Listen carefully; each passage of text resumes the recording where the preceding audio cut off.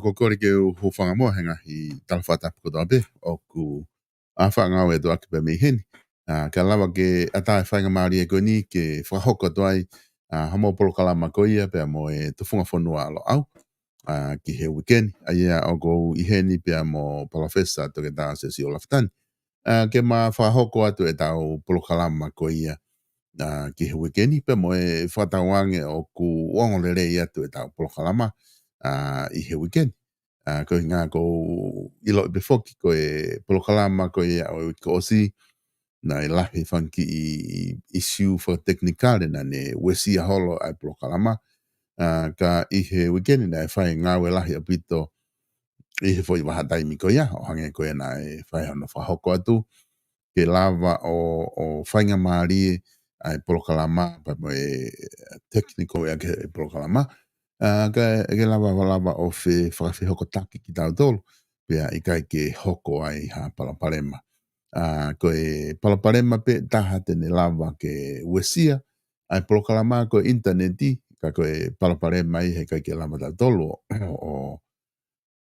o loko whai ha tau whiri me iai, ko ngā he ko interneti o kupure pe ai mālohi pe mo I vai. O e interneti mo ne sai mo ne palaparema I he taimi ko ia.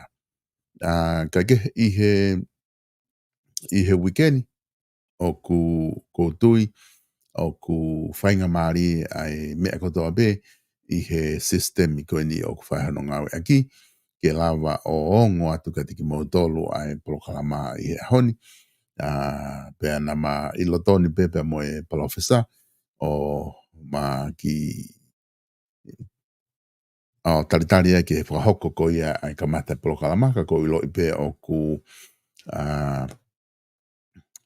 o whape o ke ilotoni pe ke lava ke hoko atu ki ai ke hoko atu e tau polokalama I he honi. Ka ke I he NPH o ku hange koe na whahoko atu o ko loto whewhia ke taitari le rei loto mawhana ke modol ko toa pe o ku mo lava mai, mo whanongoa mai e tau polokalama I he honi. Whamalo lahi atu ki he ngahi kautah ko toa pe, mo tokonia e tau ngahi polokalama pe vipon media lava ke whahoko te tau ngahi polokalama ngahi kautah ko toa pe o ku mo tokoni mai I hono sponsor ko e ngahi polokalama o ko watu ai whamalo ke tiki mo tolu I he tatata fito I he tau kautah ko ia finance ko ia ko e South Pacific Loans o ku wheo atu ai whamalo lahi ke tiki mo tolu I he tokoni ko toa pepe mo whapaanga ko mo whai o lava ke I whakahoko atu ai he kautahani ai ngahi polokalama ko ia o ku malava ke o atu pe me heni ngahi whiama o no ko toa pe o ku ata ke whitu utaki I Okalanin ki he kautaha ko e Starectupo pe mo South Pacific Loans o ku nau I ai pena tolu ke tokoni ka koe. Ko nau whika telefoni ku whaingo fua au pito ko noa valungeau, valu, hiva valu. Noa valungeau, valu, hiva valu, te lava o tala noa ai ke tiki nau tolu ki a Starectupo. Tuka taha o e nau kau ngā we ai te nau lava o tokoni atu ki a te koe. O te tau peka pa o ku ke whiama o ke nau tala noa whakatonga atu ka koe o ku iai pe ai whanau ai loto o ku nau malava o tala noa atu ka te koe. Ai a koe noa valungeau, valu, hiva valu,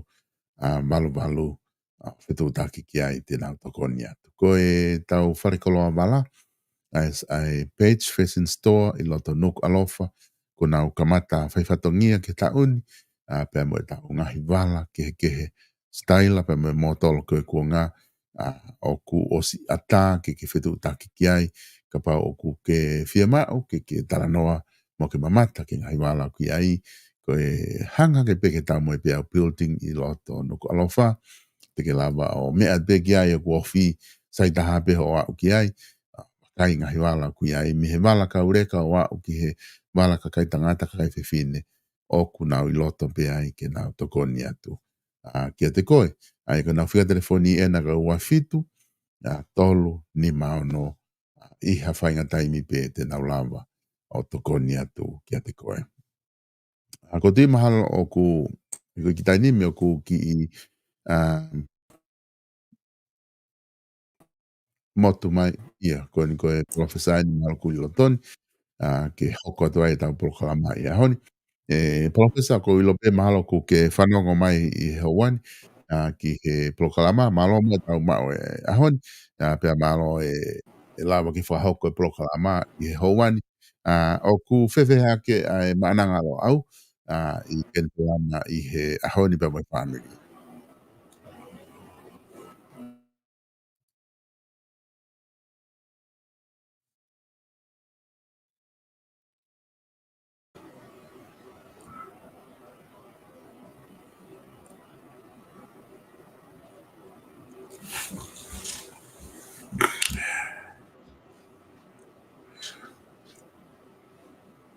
Professor Wong atu pe. Io koe nuango mai solo, malo. Professor hoko atu koe ha tu unga kuia university o lo au i he pongpongin i he Hawani ku ke whewheha ke pa mai family ki Hawani.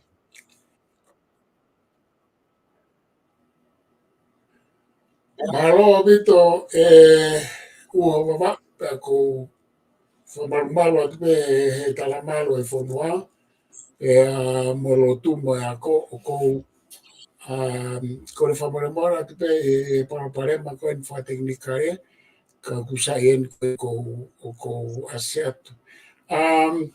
Ke maurere apo ka hame o ko.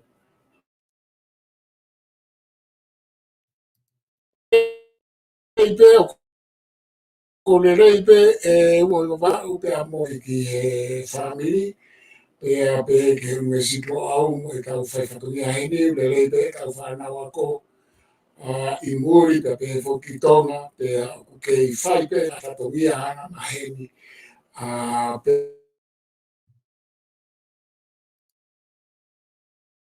mani. Whawoke atu ua i wawa.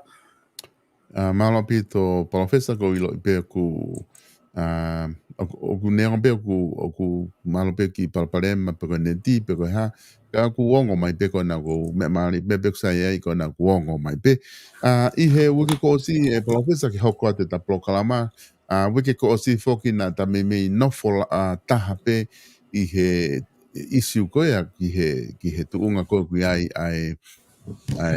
na ia i koe ai tohi me he tui me he office palasi pe he ki he tari ko ia pre anga pe ko tui o ku osmahino ai ka venga ko ia he tau tala noa ke he wiko si o ku te kia i ke te ngona mai e ne tu he daini mi pe o ku ko ha me o hoko ki ai o ku ki whalongolongo a daini mi tu e ke te ha me e hoko a ke te whamahino mai ki kakai whanua ko ha tō kunga kua o ki ai i he hiriange o ngotohi koe ni. Ka koe ni tuu koe tai ni mina e kamata e tau wharea rea i he aneaf. Ai ana e kamata ai whoki koe ia ki wharea rea e kau whafofonga aneafi. Ana e lawa i pe hono whakanofo koe ia. Whafuaka mai koe ia o e ek minister for au ki he potunga e mo ui. Toke tā seare a kau ola. I he wharea rea o tō ngake ne puakawa ia koe ki hoko koe koe koe minister mo ui ia ko whakanofo ki he lakanga ko ia ke ne whetongi ai minister mo ui ko ia ko ne hiki atu ki he potunga awe ko ia e WHO ia ko konga pe ia ko wakai hifo ki ai e palofesa o ku hoko i he wharearea na e whaifoko hono whehu i he kau whafofonga ko kakai i wharearea ki he sea ke whai mua hatara noa mahino ki he hai tōkunga ke pure anga ke whahatara noa ko hai tōkunga o ku iai ai tohi ko ni koe me hene awhio pe mai tohi tari e pure anga kana e tari e he tokoni pare mia ke kinau tolu ke nau whai maha tohi i he whōnganga maheni o maha tohi whehui ka toki o atu hono tari a moiangi. Aia ko ne tu uia i he tawhaaki ko ia e palofesa ka te u whafoke atu kia te koe na kua hamea ke whia tāna ki mai ai.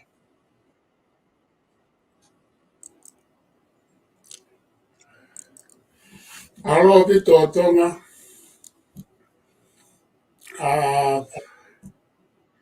ko wonga tu pe. Ia, koni wongo pe. Okay, whawhita. Koe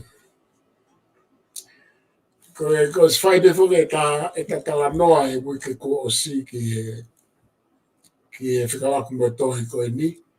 Pea i anga e ku wakai mahalo koe ke te whukoa me e ki kala noa ki ai kai orewa ku mahino. Ka mahino mai ai e koe tuko e kai nini ku mahino e kāria e pure anga. Koe. Koe nau kāria nau tolu a pare mea mo kabineti o ku i kai ke nau hanga tāri e whotu mai e tui koe ke toi whalala pea mo mau en honoloto no finangaloki e portfolio e tolu koe nā a pare mea pea mo whekita. Koe. Pea o ku mahina marewa me pare mea aia, koe mea ea o kau ilo i pau, mo i kabineti o kui kai ke nau tāri. Koe. Pea, ka mea mea kou whia lawe ke tupunga hei kai ke nau tāri, ko paurewa ke o mai ai tu unia e tu i whaka, ono mawhai pure whakarewe rewa, o whatatau ke konistuto ne prerogative power. Koe. O kai ke tau ilo tau topa koe ha ai tāri ai tu i e o mai, kai ke tau ilo tau topa ki ai ka kōpau ke, o kutuko mai he tu i ai o pehen. O kutuko mai tu i e whai kaini, nau tolu ke nau whai a whakaukau mi koto. O nau o stari e tupe nau tolu ia i matawhala o whetohi aki koe ni koe ke nau kai. Koe. Koe. E te tuku marewa he tui, te tuku marewa he tui e whai kaini, he malawa ke nau toi liliu a e nau whai tari wawe i koe ni ai tuturi mai tui. Koe. Paka whai tari wawe i koe a o uhinga ia whakakonistutone whakarao ke te au, koe nau whawhepa ke tui. Koe. Ka koe tohi koe na o mai ko memorandum, hane ko lawe i tata noa ko osi. O kai ke mahu inga kau messengers hia, i tala noa whamaman lahipa, kua e lea ke kau papalangi, ona ke whanae messengers, ona ke whanae lia malolo, ona ke whanae ai whatahato koni. Koe whekau, ko paloveabe kau palangi sio ki he message.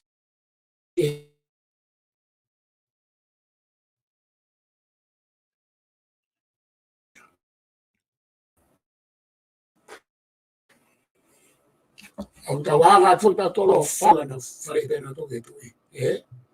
Koe. Koe whekau.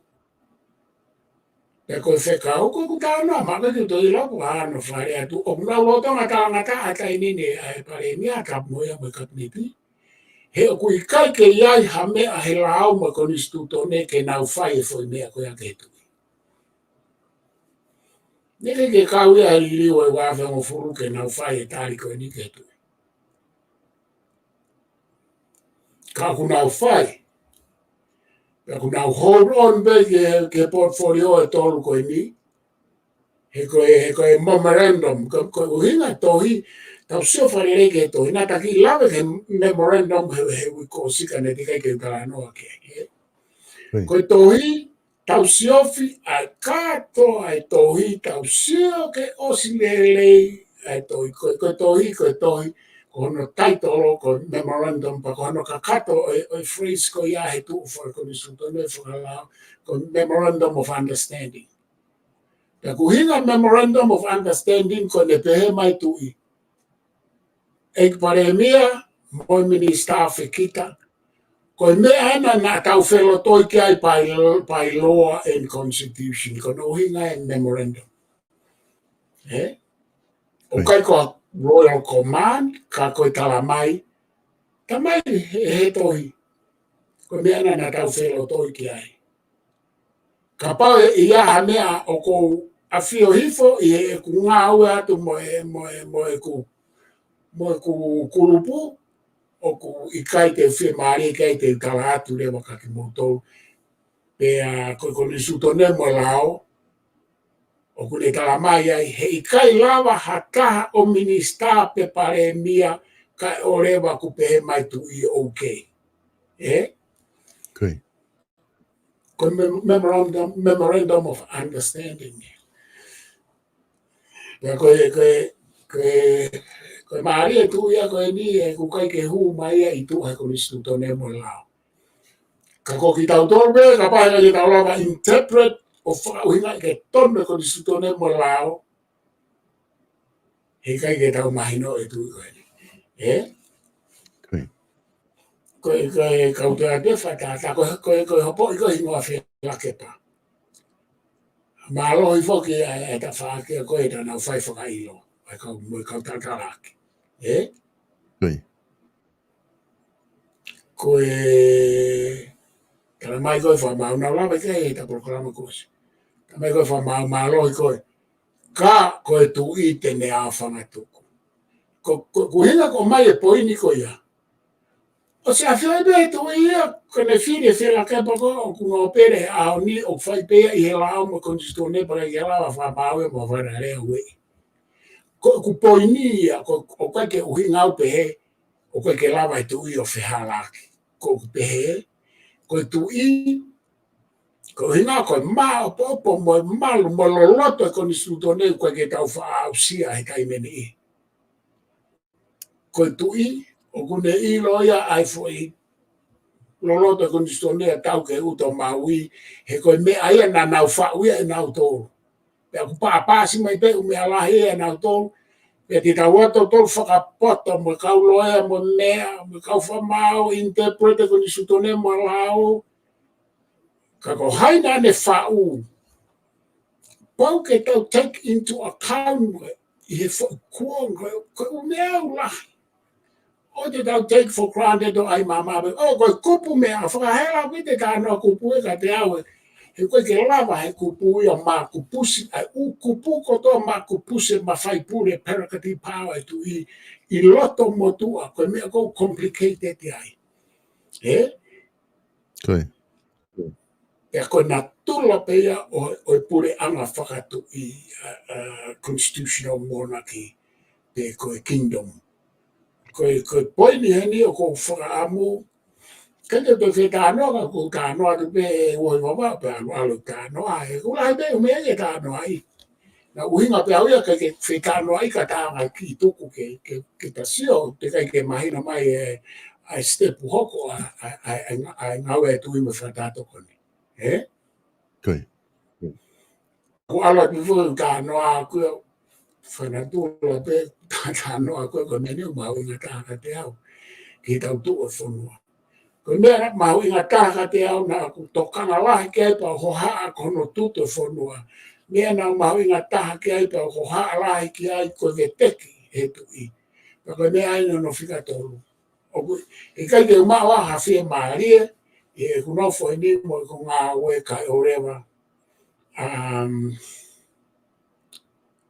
Ka rewa ua i wawau ke tau sorova parapare ma ko i ni. Koe. Na koe ku whakarea o ku peheni. E kai ke lawa e ha kaha pare mia mo kabinet mo e kino pere o vete o not vete o whangatuko pare ma koe ni koe tu ipe. Mo whatato kani. Koe. Kau anga ate whakarea koe ni. O kulolo tonga lere tarangata a e pare mia mo whekita ki e tohi memorandum of understanding e tui. O ke ai nā uhinga whakalā o ki ai. Pea ku nā uhinga e me kabineti. Pea kua e nā claim, o kua e nā pehe, o kua e nā uhinga whakakoni stutone ki ai. Te tala atu e ku mau totono a aku ke whaunga whanua mo koni stutone mo e lao mo tala whanua mo e hafua. o ku now make a big mistake for mea ko now tu wa e kai nini. Ko hai tene hanga whalelei e fo se halaki kon ko na wa ki ai, ko now tol, i na wa mo tui. E ko ku poini e ko whaababala ke Salzburg to ko whaababala ke kabineti. Ka koe foi fua fe hala ki lahi anu ko whai ha pare mia mo pure anga ke kai mo tutu uri mai tui. Ko uhi ngai. Pa kui kai ko hane tutu uni mai whaka Royal Command ko ne tala mai, ko memorandum of understanding ko taitolo e to ko ume anu tau whelo ton whakalao mo whakomisutone ki ai. O kai ke toi whalala mo mao o whinangalo ke ki moa. Aia ko mea kona ko skore wi ko si ko kore ke na wana ke na whakafoki o fui portfolio ko ia ko ke toi kawaha o mea ke. Ko paremia tene ke ima opea ne u portfolio mono tunga paremia. Ko whekika o ku kake mahino le reka te au e tu o whekika pe koe uhinga mai e tu e toi lava o ange ki ai ha portfolio o kake tau ilo. Pe koe ne tala mai koe ke toi whia mau koe ke kaua minista. He koe mea ua wa. Koe na withdraw be, te na whakatu at whaka pare mea foi. Pe koe hai ke ave ke ai portfolio tolu. Pe aku fihe me a koe, he koe ngā koe ke mahino mai pe toi kari he tu ika toi ato whikika ki a portfolio e whakatu ua. He koe, koe ke tu ea toi kari, he koe ngā koe portfolio pena o kuawa ai ua a whikika mo e taha ai mo e malui e kaua e ne awhio. Pake sio ke malui koe e tau e ne awhio mo portfolio e whonua na kulave ke ka ne te kai ke utoi hala o whaloloto ate kuhi ngā e uhoiwa. Koe mo portfolio ko ia koe kumau ki ai ko e no pere pete ne e iai. E tau malui e whonua mo e kere kere. Ka koe whehu koe hame ne o angai ka hua kawa meiri ku. O kai ko hai ki no pere. Na whalala e tu i ki ai, na ne hanga o ange ki ai, he koe uhinga he na ne whakanofo ko hua kawa meiri ku koe e ki tau whonua ai tu i. Aia, o ku toho loto mai a ki neongo koe koe no pere ka koe tau hi whonua o koe hano tofia mono kere kere. O koe sio koe whakatala e whonua e tu i a ki ai i e kumahino aku. Na ne sio pea e sai ke ne minista ki ai. Ke ne minista he koe ne tau whonua ne whanofo o kia hano kere kere mono tofia. Ia koe o mo fo position mahu inga lahi ka haia o ku haulu e hua ka meriku. Ko ene pare mia mo ni ngahi tuunga minista pea moeha. Pea moe hua kawa liku koe tau whonua e tui. O ku ne hanga puke puke fo iua koe ia. Pea ku te kai kia ta haia i historia i tau whonua mo no perena ne hanga o pea ke tui o kai ke kāri au o tohi mai. O ku mama whai u mea koe ni. O koe kai ke mama pa ku mama whakate au. Mama whalai ka te au e mea koe ni o ku mawhatu tuki ka te au kai o rewa. He ko usi siosua tau ke uturiki e hoko mai ka koe ke whia ai atu he tau alu atu koe ni. I e ku mahino a ako ke hanga e tau tuu e ua wala kau a whafoki atu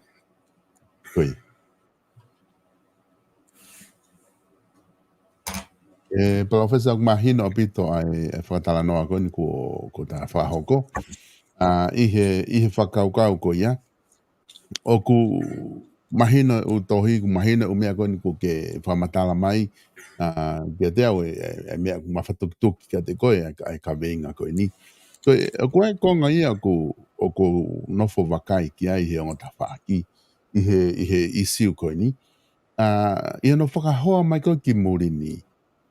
Pea koe ke uhinga au ke hiki atua Murini ki Tonga. Ka koe uhinga ke he ngahi potunga kabineti ke kau minista. O ko Murini whakia ko ni ki ripote atu be he niusi ia ha minista na e ta ofia te he polisi pa te talamai e beku ne i loia ko minista ia. Ange ku lo hori ke ngā aue aki hono laka ngā ke ova ia he la o ko ni ki ilo i bana o ripote he mea kako ne wafisia tako ia. Ka koe ngai ne ko tokanga ki ai i he memorandum ko na mahe tui. Koe ui ngā whaka he tau mahi no i pe PALOFESA. Koe ne whakatu atu ha hingoa pia ni hanga rewa o mokoi kia ni afio o ne consent e taha ko ia whakanofo ki hoko ko minista. Koe taimi koe ni o ku ne tala mai e koe o ku kake to o ia ne consent. Koe ke te whalala ia ke hoko atu. Koe konga ia ko manawasi kia he taini mi. Koe hinga he koe ne to o ko ia o koe mea lahi. Pea neongo pe he ni ike tau alupe ke pokahana fuoloa pokahana me te tau wiku ki ai. Ka kone to o ko ia. O ku kei hoko pe ai minista ia o kei hoko pe ne whai whatongi ia. Ko mea ko tokanga koe ki ai ke uwhihu ia tuka koe. Koe hoko atu rewa ko ia. E hange rewa e tau koni stutone mo mea e hange rewa ha mea whakakata ka pae e tuku pehe ia i pe ia. O kai ke nau hanga o whaihano whakam. Ke nau alu o au ka fwoi au whanga tuku. Pe koe alata pre anga o tuku lolo ki he. Pe koe wholofola mai tu i ke whakafoki. Whakafoki atu pe mea nau ai atu ko ngā. Ko ngā ke mahino ke whanua koe mea e o fie mau o ku iai consent pa toku minista. Pe koe ne more pe consent ko ne osia. Ko ke te ai ha wef o minista ko ia ke ni hoko atu i tu ko ia. Ka kapahe ka ke tau alo a whangatuku rewa he wawe taha ai mea koe ni. E hanga rewa ko hawai ngā rewa. Ko le wholwhola mai tu e tuku noa i pe. Pakapau e mai ha ne memorandum peheni e tuku noa i pe. Ka kofia mau ke mahino ke whapapau e hala whanonga ko o ku tau whanonga ai. Ko o ku haha wakai ki ai e PALOFESA. Ia koe mea kou mawhatuki koe ka au. Koe. Koe mea kou mawhatuki ki au e uho i wawa. He ku whai hono challenge e tu i e pare mea mo e kabineti. Koe. Ka ku uhinga ene mawhatuki ka au, o kai ke uhinga i koe tu i. Koe uhinga ene mawhatuki ka au he kui kai whaka he lao mo ko ni stutone. Pea koe ene whepake mea koe ia hange ko ho tala noa. Malawa ke hoko mau sisi, malawa ke hoko mau loto, malawa ke hoko mau lah. Koe. Ka koe mea ko wongo i o ko mawhatuki. Nau sia hiko ki e whai e ke amin kef ki nusila me tonga. Koe. Ka ngā au e whoka amin i ai ko ia na e attentionality mua. Pa koe ne tari e ni. Ka ato ne tari a amin. Koe. Koe ne hovare e ia he mea koe ni e whaitu a pare mea me kabineti. Koe. Ka kone pehe koe whaunga e taha koe alo e pare mea ke tala noa mo tui. Koe. Ka koe mea pe e taha ne hovare e nau whaitari e tohi. Koe.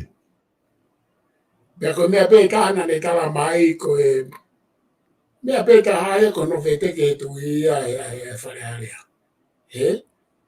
Koe. Pa koe mea ko wongo i koe ke ua ka meli ku whakaita ko ua ko ngoi ke koe pare mia, he oku, e na tala atu ka koe koe pare mia proseki lahi taha eni, whai waola lo lahi taha talu me he wawhia ngo furupe a ko mahu i ngā ia e ne tuku tuku lau mea koe. Pe malawa peke ke i hoko atu ka whai ku ke teke he tui whare area. Ka ako hoha a, koe ke whia maa ka vete, koe ko hapu solusi nia ke tau ngā ke tui, pa koe ke tau ilo pe ngā ke tui, ka kou sa tau ia he tau manga atu koe ni, koe tau manga atu ke vete ke whare area. He koe mea peo, koe ke tau sua tau ka solusi. Ka pau koe na kalamai pi veni ko ka pau koe mo o ni ia, kalamai te kai ke na wheto whora aki na ua ia, koe ke toi tari he tui. Ka pau koe mo ni, koe ke ilo au ka mo ni, pe kai ko pi veni, pe me kalamai koe o sene ka e kaha pe koe mahina fia, te kai ke na toi audience. Ka pau ko ia, ka pau koe mo o ni ia, ka hei kai toi tari he tui ia ke na toi wheto whora aki. O spas tau tolu he poini ko ia. Ka pau te uhala solo he umea kono ko tala atu pe uhala. Ka okulahi ange e kutui ki he umea ko tala atu mata ko umea ia e hoko. Pea ko hinga ni. O whainga kawa te au ke tānoa mea koe ni he ko siasi na matupu ako haka meriku matupu hake o ko iono kere ko hoku kau ngā nengo na wahi te au ai. O whainga kawa te au ke tānoa. Ka hikai ke lawa hata ofi au i he tānoa o whatongia whakaaku, o whatongia whakalo au, o whatongia i ofa ke whanua. Ka koe kuofa eni ke siasi ke hoka meriku o ko tānoa tu o ua ktoi me wiki ko si ke wikeni. Ke na mawahe mo whekita ki tua ka whakafoki o walakanga ko ia. Portfolio e tolu ko ia ke tui. Pena e o atu he tui ia e portfolio o tamalu fonua a ana ai tui. Nane o atu pea ko i ngā he nane whanofo koe koe hua kawa meiriko. Koe whato, koe kawe fonua e tui. Na e whalala te tui ke ne ha whanofo koe i ngā kai lava ke minister he ia ni tau malu fonua he koe no pere pea to tonu e minister. Oku mamafa ka te au koe uhinga ne whanofo e ka pau e ke tui koe uhinga ane ko tala atu e ko I read ai anga ai alu e mea mo ne whikawa mo culture mo tala fonua mo historia. He koe he kai ke lawa ha ta no pere o minister e tau malu fonua pe mo pungai kere. Ka koe ha mena e lawa ai. Koe lawa he na hanga e tui e whanofo kai waka meriku. Koe tau hi fonua. Koe re volo hoko hake ke no pere pe aku i loto ia i malu whangai haa e tui.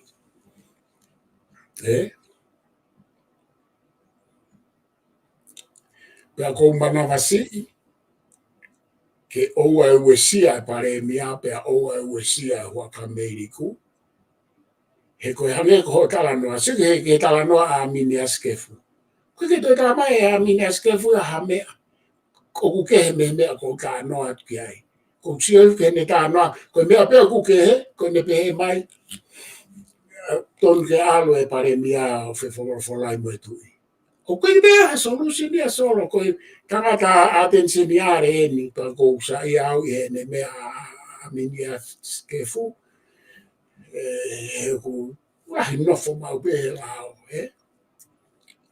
pe aku loloto au pito e nesio he ku kai kia haloe ia e hao talanoa historia mai mo culture i tonga ko aminiasi pe aminias kefu pe o to mai fai ngare volo ko ka noa pe ke mahu ko ta pe ta o stati pe e con istituto ne ke mahu inga ia ka te au ke mauloto con istituto ne kai sai pe ke te ilo ki ai pe he oku heka ai kupu kotoa e con istituto ne i he foi faunga hangena urawe kai ko si pe kwa no tamai mata kwa no fuo kwa no ngahiuho kwa no ngai te whakau concepts ko ume ake te ilo katoa ke te hau pio tara anoa pe ukupe konistone ke mahina mea e ka kitai fai wawanga mo fai wawala roto ki ai o ke mamape ka koe ahoni fokia e ua i wawao o kutau o mai mo te ilo tau kei o ke whaalau ilo tau kei experience e kai mo tau tala noa ke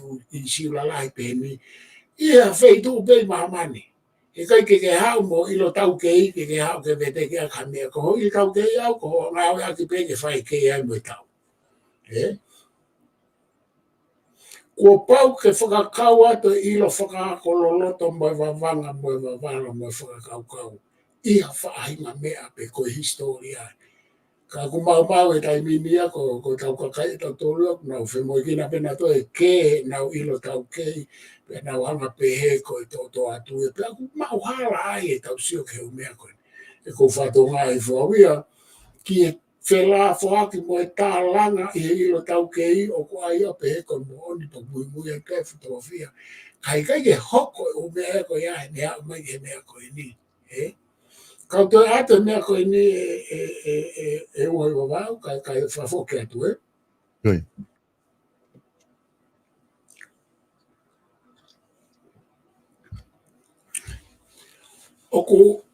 O ku pehebe he kakaia ko i liu e wafe ongo fungu ko tau te mukalati. Pe ku o nai o mai he tu i hono mawhai pure. Ko fui mea ia ko whenga ke to o me tau whakau e kuloi. Na e malangai i e liliu o kuloi pe ai loi pe ia. He o kuloi pe ia he kai ke hoko pe he a fui whaunga ia tonga. Na whatu e tau whaahau ia ai tau konistu tō me i hono mafu te fua ke pure petui. Hoko ke kau no bere, petu i hoko e kakai. Pena ni hanga pia wha atai matapa ki tau hua tō kau i whare area. Kai Filipe e ia pare e miamu kau minista. Pea koe tau mau hala me wafe hango furu tau pehe, koe tau woa tō pehe. Tau liriu, pe o mai e ki he ko inga kai ke te whukolai o mawhai pure ne a whio kai lava ke mau whakarere mo pure ko whaunga ato ngana e whau pe ia ke pure petui me he kamata anga i tau whau na e whau pe ia ke tau whakatoko lai o whakarere ai whonua kai pure petui na ke whau ia ke haa pare mia me ka pletio pure pe ko kuhinga no pure o pure whakarewerema. He i kai ke pure whakarewerema hata he whaunga koe nā koe tu ipe. Ina e whaupe e tau whahau. E tuwange mai ki mea, e tuwange mai ki mea, e tuwange mai ki mea, te tau lere ato, e tuwange mai ki mea. He tau li liwa foi whaunga pa ku pau ke hange koe lau a vita hiko. Tau be patient. Pe mo leo Tolstoi. Tau whamau pe tau whakataki ke tau whiao mo whi system koe nā kai lava ke tau liliu ke aluange ke mea ke toi whakademokalaktiangi. E paku take time, hane koe lawa ai filosefa koe ko Karl Popper. Ka pau koe ke lava haliu ka vai, ha whainga whaunga pure whakaporikare, pa ke hanga o change by piecemeal, whakakonga. Ko lea a kau poto, lea ka Confucius, lea ka Sun Tzu, ko ne Arts of War, lea ke a Machiavelli. Ko ke tau tui whakatau ke kakai ni, ka kakai koe ni na ke tāna o mea kena na o whai koe na o no whapeo whakau ke u isiu i he mou e whainga tangata. Pak whimau ke tau stati na tōpa tau whaapapai. He koe umea ko tāna na orea kai pesete hiva walu o kuhoko ia he ngai kuonga. Ko hame ka ke tau tae o ai o tō mana o atamai ka tuku atu atamai ai kau ka e whakakau ke tuku atu ke ta whaake koe ngā koe ke ngā ue ia. kai ke e ue wau koe me aia. Tau whakakongokonga, pia oa te tau pehe koe tau liriu ke te mokalati pere papirika, tau liriu pe tau tolu hei kei pure anga whakatu, pia tonga ka ke whakate mokalati ange pe I loto. E ko inga hei ke tau lawa tau tolu e liriu ka tafu sistemi ke whakare papirika pe whakate mokalati. Kai o lewa ko whaere ukawa. Paka whemene as lea mai amini as kefu ke ai, I no whakaite eke ku ke I tonga.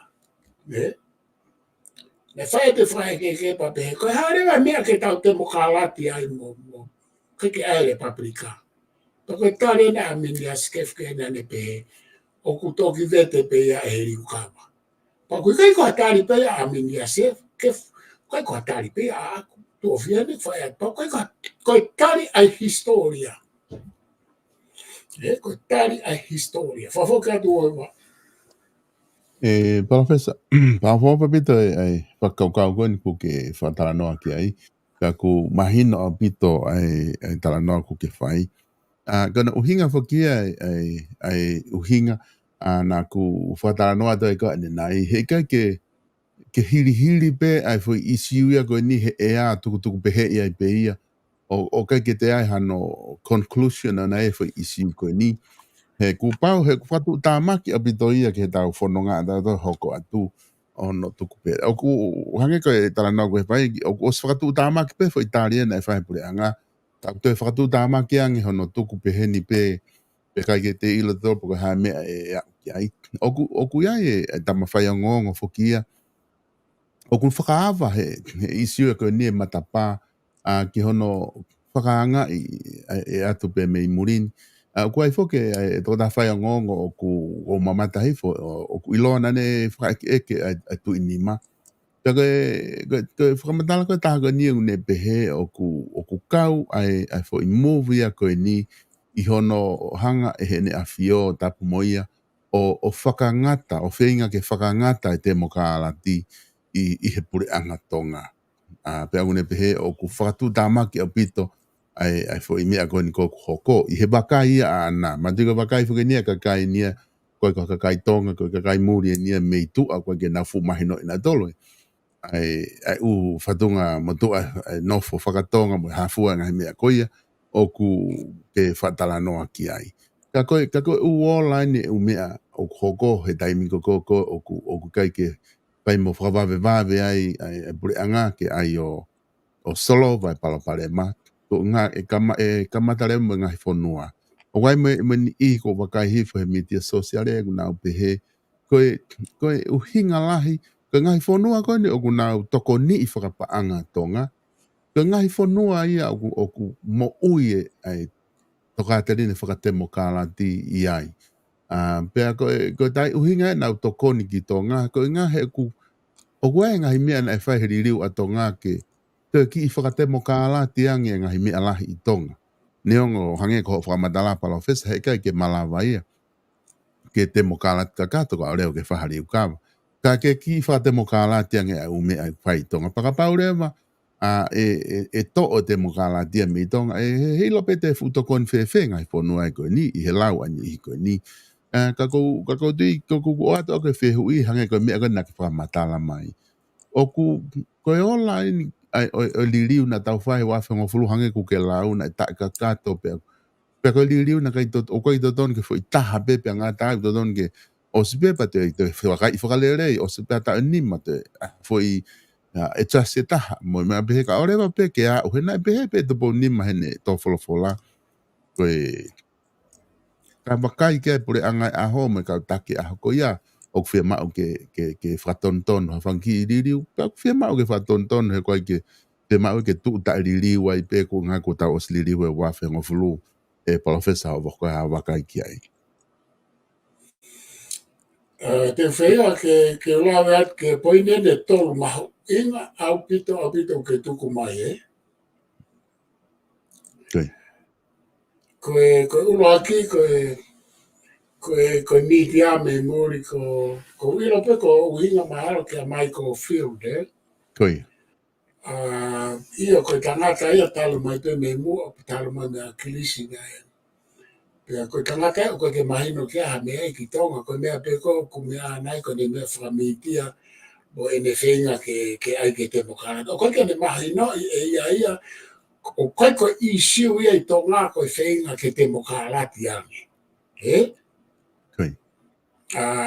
O kutau tatau tau tore mo siaina. O kutau tatau tau tore he fuo mo siaina ko South Africa, ko South Africa, South Aripea, he, ko Soatane, he. Koe. Ko uhinga tau tatau he fuo, o ku ikai ko isiu ko whenga ke whakatemo kālati ane ko foi mea ko kau mauhara ai. Ko isiu e ko whenga ke kau mahino foi natula constitutional monarchy ke wheao ai liliu ha whainga mea pea mo Westminster system he ku peisi ai. Ai ko mea peisi a Britannia. Pea ko hono tā ko te kau mauhala pe tā tō pe whai pe lau mai anga ko karas pe he kai ke lava ke ai ke whakatemo kālati ange foi sistemi o os I loto pe ngai ere meni te te mokalati ke ngawe aki pe a koe ai a separation of powers gai. Ka koe tangata koe na a Michael Field, tangata tae mahino lai, nani hanga whai e ke tui. Ka mana tui e tui koe ia a tu pou nima ko whapapa ke ko ne hala. Ko tui koe ia na ne hanga o mokoio no finalao ke whai fo ili liu, ka koe fo ili liu koe ia na nau li liu he feitu uhala. O pehene whare a e ue wa. O ku I kaike, o kaike popo e whakaukau ne kaike kakato fo ili liu pe na e kaike maa opo. E kaike maa opo mo kakato fo ili liu e ka leo whare ukaba.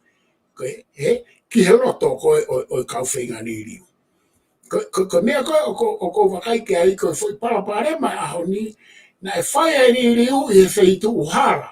Mo uhinga hala. Na e whai li liu koe whai taki ki he te mokalati a New Zealand, mo Australia, mo Amerika. O kui kaike kau kāinga e whai whaunga tō ngā pea mo ufonua koe ni. Ko whanua koe New Zealand, Australia, mo Kanata, ke tauhanga mahino o kui kai ko ha ufonua te mokalati. Koe tau pehe koe tau language ke mahino, koe tau pehe koe whanua te mokalati, o ku uhinga whanua te mokalati pai I uhinga whakaako, uhinga whakafilosofia, o ku uhinga ia koe whanua o ku repapilika ono sistemi. Koe whanua koe ni Kanata, Australia, New Zealand, o whanua whakatui. Koe whanua unau e malu e constitutional monarchy o hange ko tau tolu. Ka koe tau ke he. Ko tau tolu, ka wofeng tau tolu ke whaunga ko constitutional monarchy a Britannia. Ka oku I kaike tatau, ka koe o mea lahi Britannia o kaike tatau. Koe hae uhinga. Hena e whai ari ukawa lahi e ua I Britannia ke na wai ke constitutional monarchy a ahoni. Ko tau tolu ko whai ari ukawa lahi peta.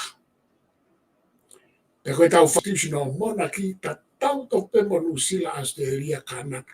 Koe tau ke he, koe fo I le volo ke he, unau iai e nau constitutional monarchy, lahiange ai ukonga whakatemo kālati a nau tolu, ia tau tolu. Ka aku tau tatau mo nau tolu ia ukonga whaka Westminster.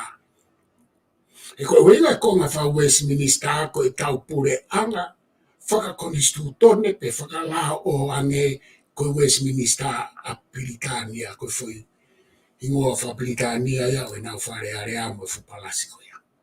Koe winga e Westminster. Ka koe winga e kala noa e uhoi wawau.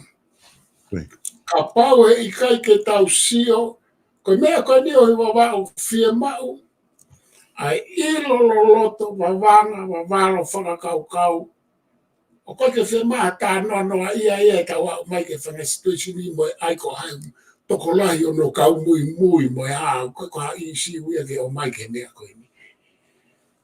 Ka ko Michael Field ia, kama mau harala tā ia, e kune whakakaukau ia ko tō ngā o ku te mokalati pe ke ai ke hange ko New Zealand o ku kehe a ene whaunga whate mokalati ulahi ange ma tau tolu ka koe constitutional monarchy. O koe ke hila whuke tā mai koe ni ene kāno. Sai, ko ngai a koe Michael Field. ko ngai ta po ni wa o tala no mai a solo ka ta ka whamanatu mai koe foi konga ua ki mui ko whemau ke lawe ki ai. E mahalo na ku whakatala noa tō PALOFESA i he whakaukau ai tokolahi ko usai he ngahi tālanga. Ko i ngā o ku toko nia he ngahi whanua. Iyo, ka wanga atu ke poini ko ia he. Ko uhinga i tau tānoa pe he ko i kai ke tau mahino e anga ai operate ko e foi mamani.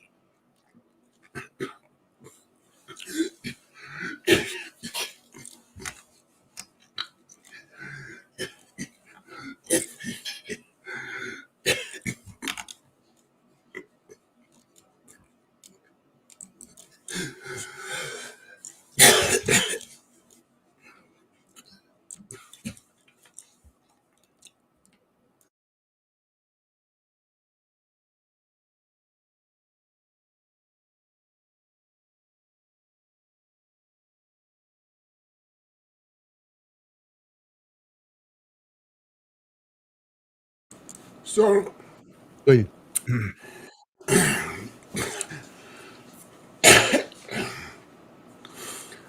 ka taki ko ki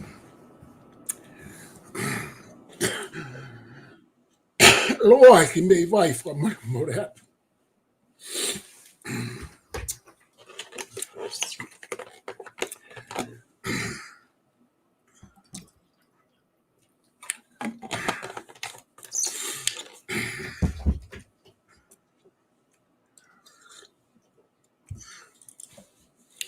O whakarera mamania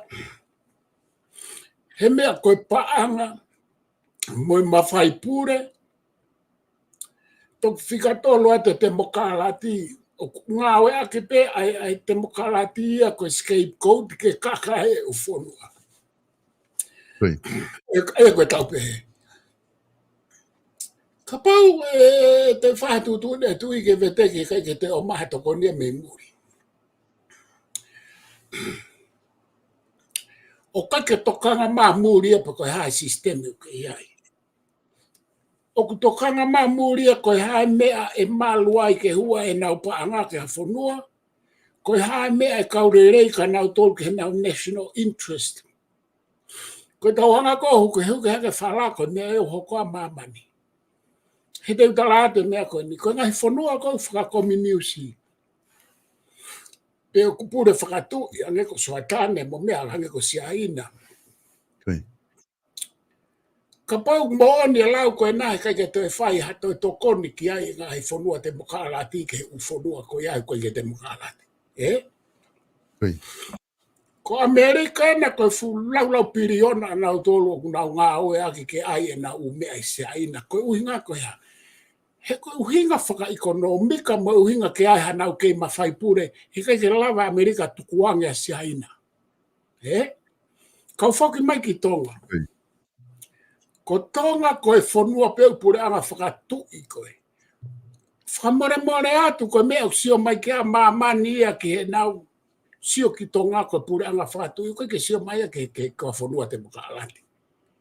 Koe pure anga whakatu i o kulawa i historia koia o ku sio ki ai u whonua. Uhinga e huma si aina he ku ilo si aina o kai ka pure anga whakatu i e Pasifiki ko tonga pe. Ko tonga pe guai ho nau kete, pe nau toa, pe nau loto lahi ke nau pure anga whakatu i he uohonga o no kolonia i kātoa u whonua e Pasifiki. Pe aku pure e Amerika mo mea tonga ko ngā koe nau pure i whakatemokalati e nau paptaiso nau tō ke nau temokalati. O totonu ke tau whakawhetai kai ke lawa u whonua ko neo paptaiso. E ko momeniti e tau temokalati ka kato ka pau te tau lilio o Republika. Hange pe ko tonga u whonua koe na. Koe nau hanga pe ia lomi pe tau tolu ke tau tae aonga au pito. O koe mahu inga e tau tuu tau atai nā pe au kusio e u whonua. Te nau fuhu e tau tole u mawhai pure lahi ki e nau mea nau tolu. Ke tuku e nau mai pāngā nau tolu. He kau kofi ka nau tolu. Ia nau mawhai koe ni e Pasifiki. Ka tau lirio te mokalati. Koe haa tau toi whainga ka tau lirio te mokalati. ka tau toe puranga whātui pepe, ka koe whoko puranga whātui au pito te nau kei tōni pe nā tōtau tō. Siki nā hana tō ta awhia mea. Kai ore wa ku tau mau I ai umea whakonistu tōne mo la. Ka ngā ea ke tu I no umawhai pure koe nā whakonistu tōne pepa whakala, pa ka pai awo a kiu I he whamauanga o United Nations, ke tau whihia tau tō ha mea ku I he tau konistu tōne, pe au ku te kai ke tau te mo ka alati pe tau e papirika. Maa te mo poine ta e solo? PALOFESA mau ko uke ki te manantu I au ai pui whakaukau hana tolu. Ka ku mahu I ngau pito ai whakaukau koin ko ki hanga o mai. Ko tike mahaka pa toki manantu I whakaukau hana tolu hata poki mai I he wiki ka hau pe toki.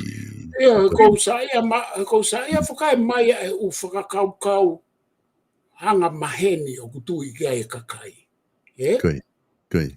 Ko inga he kai ke tui au kia whakaukau o mai me kakai. He ko inga he kai ke sivi e u whakaukau ko ia. Pe ko talanoa kakai e ke nau tau kei. Kai ka kai mea te tui au ia ki ai. He kai ke mui au kia whakaukau ha kakai. Kai o rewa ku tō mai e nau tau kei. O mai o sivi whakaako I e uinga whakaako. Pe e toki sio rewa. Koe u whakaukau e o mai kakai. Ko si sio e tu pe au ia koe ngata anga ia whakauhinga kakai pa ku sai pe ia. Ka koe ku poini, o mea ko toa pe utara noa mai kakai mo na utara noa mai ko pau peke o mai o sivi. Ka kono o mai o sivi, ia o mea ko sisio atu pe au ia o kake mo oni ia ko inga ko anga ia mao e kakai. Pai o mea o mai o sivi, pe toki mahino ai. Ka ku os common sense pe o mea ia he kai peke mo oni ia. Ka o mo oni ia ka kinau tō. Hange ko o mea kono ai mai Michael Field. Hange ko o mea kona o tala noa na whai ku toi whai tu iha tu uni ka kai ke te o mai tau sirini. Ka kai ke o mai mamane a sirini maulak sirini at mauto. He maulak sirini at o ku lima e nau tolu e ai hongo fulu miliona mo val miliona ma ate matole tolu ngau miliona. Ma wha ngau miliona i kai mini. Koe poi ni tau nofo he tau ataina o te tau nofo he tau oke he ke heka hataha o tau foi uru ia fonua e ngā mauma whai pure koe ni. Tau fuhui mau pe foi mea nai fuhui he tau whangakui tau ene alu ke he wafe te kai ke pure tau tolu e a fonua koe poi ni mau inga ia. Nā te hanga tau whahau o fuhui he futaimi nai hake mai ai e colonial powers, ko tau tolu pena tau hao. Soange ke whainga ata mai o tau whangakui o mai ka tau whahao. Tau hanga fuhui e foi mea ta tau he ahoni o ai ke tau o mahoro ke ngahi pure angako o ngā ke tau te mokalati kai maha tau sirini me ai. Hena kai ke whahe tau whangakui pe tau monuia.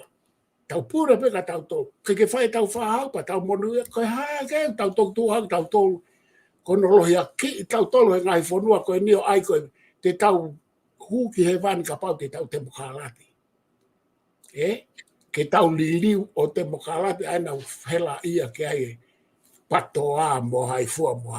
Sai pe ia. Kai ke lava e me au nau whaamu ke ai mo nau muhemis ke ai I tonga.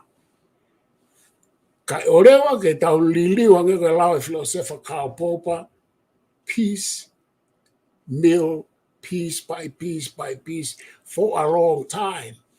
Not just 1 year, 10 years, 15 years, no. Tau ngā aue, he nei ngā aue pe he tau whangakui he u senituri lahi. Ko tau tolo e nia, ko ai nia ke tau ki within a century, ko tau loto tau tau reke tau miliu ki hepa tau ai ke tau Amerika, tau ai ke tau Australia, tau ai ke tau New Zealand.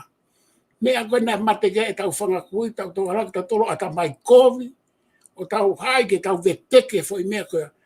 Ko tau malu koe ki ono aho, o kuno foi a he pure anga whakatui, pia ko tau ke heia.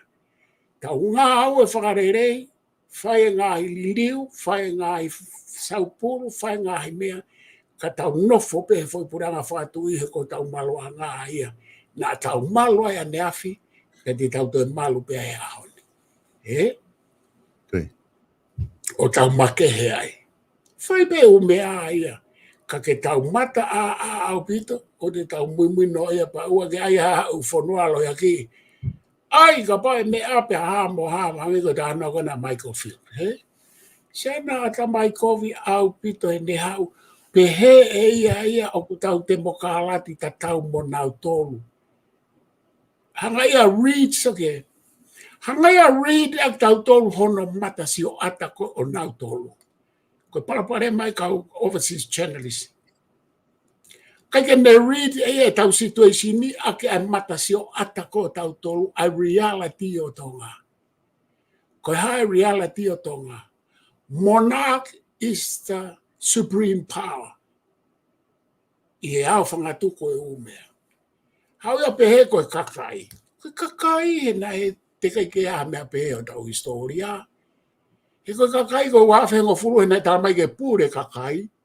Ko tala mai ke whakalahi mai kau whawhonga kakai ke o mai o whakarere whonua.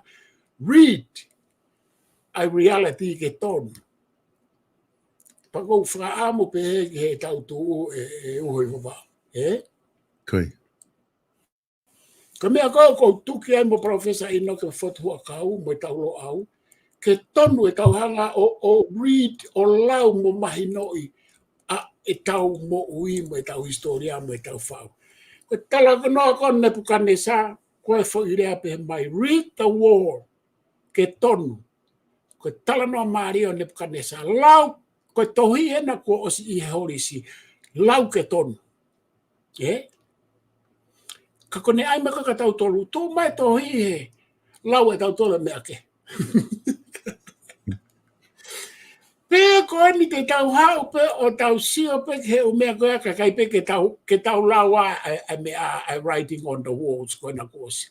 O tau ke lau pe tau kole ngai tohi koe tala mai e hai. Tala mai kama nai malanga e Facebook ka. Malanga mai e koe tau mea pe whai. Koe tau wato mui ki he. Aluat mui amane fukulopu. Hauer maari e whame koe alu ki ai. Ko whakai longa e tae whakaukau e mui no ia. Me tae wawalo, tae wawalo. Ko tolo pare malahi. Ne kai ke pehe tau tolu ia. Tau tolu ia ne kai ke tau mui no ia. Ko whamea whao ia o tau puke ea. Kai ke tau mui no ia tolu ia ke hai mo hai. Mahi no be kau takilotu, na nau lea, pa ko ia pe. Mahi no be kau wako na nau lea, pa ko ia pe. Mahi no be kau kaha bisnisi, kau tangata bisnisi. Mahi no be kau tamai me kau whae. Kai ke toe ha taha he ahone ne ha orea mai pa tau mui. Because we can't think. We can't contemplate. That's why we follow. Ko followers, ko kakai whamamai taha historia a kau mui. Kia whaingata. Whawhoka tu hoi wa. Ngāri. Whaho whae whatala noa koe ni ani PALOFESA ka ngā koe tā taimi o ko tui maha te tawhi unga I pe I he ahoni. Tato ki whoki mahe ue ke ka au pau whawhiawhia ai whatala noa whahe ahoni. Mahino ka te au o ku whakalakalaka au pito e tā umea ngau e whakateknolosia. O ku kai kene react ki tau hange koe ui ko osi. Koe ni ku tā lere pe me ka mata u kene osi. Ane o ku koe whanki mea I Ia ko pe I. toku whaetoka ngā ia e au e uoi wa wau koe o mea koe ke tamatei. Koe. Me he ku tawha aki a aku. He ku koe ni ko whare. Lahi au bite o mea whaka internet ai pe aku tamatei kata o mea whare kau hau. Pako whaika ta POLOKALAMA ane nai ko tuk se whau he mea e ua o koia o kone hanga ue sia ta POLOKALAMA o teke tamatei. Kau pere e au ko si sistemi a koe. Koe. Ya ku whao whakoni ku mahino ku o lava sistemi o ngau rei ke hoko ata e tau POLOKALAMA henga he wike. Ka pau wa mea ke loto ke whama opo aki ka ta mawa he ahoni tato ki hoko ata wika hau. Whamalo lahi atu e uoi wawa. Ke lava e rei ta POLOKALAMA. Pe koe polokalama ani ko ni tato vilo mai tala ko ke ta fu loto ke ta no fu loa e me ani ka uta vilo mai be ke ilahi be ngai mea ke ta tala noa i mea kono ko pe aku ke ta mahino mea ko tope ka ku tau amanaki pe neongo e tau tala noa mo e tau whaamu ko hanga e ku whaamu mo whaamu ke pare mea me kapneti ka aku kai ke upure au ke mea pa aku kai ke ulavau ke uesia mea ko ku tala noa i ku whatongia whaako whaalo au e ta polokalama ko ne VPO ena pe ako whamalo atuai o ko ofa lahi atu ki tataki mai ta polokalama ka tato kauko te wikau pe ako whamalo atu ke mautolo mo mea mai pe tau lotu pe ke lahi mo tau hufaki o tau tui mo tau pare mia heilo na whai ange ulawa na whewholo ai ko whakawhia ko ke tau loto tau ke hoko ha mea ke tau pare mia mo tau kapneti pe ko ke tau loto ke hoko ha mea ke tui pe ko ke tau loto ke hoko ha mea ke fonua ka o ka pau e hoko out of our control ke tau mapure ko umea ka tau tatano ke out of our control solo ko ke tau lava tau apure ka me hange ko lau ko e kau philosopher stoics pa mo epicureans ko a kalisi ko mea ko o ko ke tau lava pure ke ai pe o te ke alu ko ke kawai pe o te ke fai ko mea ke ai ko out of your control ai ko mea ko ni out of our control ko ke tau lava tau fa mea ko mea pena hata fatongia whakamidia me fatongia whakahako ko ta tala noa ko ta kore e kanauto ko nauto o pe ko mea e ta tala noa e ta foi vitio ori ke kapa veve pa ko ne osia it's out of our control ka ko ku poini e Sylvester e uhoi vava o fie mau ke vetek solova mea ko ni he mea whakakonistu tone mo whakalao mo common sense mo ohinga lele pe ko ku tala noa mo oni i he konistu tone mo lao i kai ke tau lava whewhusia ke mea ko ni tuku kehe ka whawhea wholofolai ai pare mea mo tu i kapau e mo koi ke tu pe kapau hei kai to e mo koi ke tu i pe ko tala noa lo ai tau alu ko ni o ko mai kina wea ku sia tu ko ke pare mea mo whekita kuna kei whai whatongia mai i ongo portfolio e tolu ko ni tu kina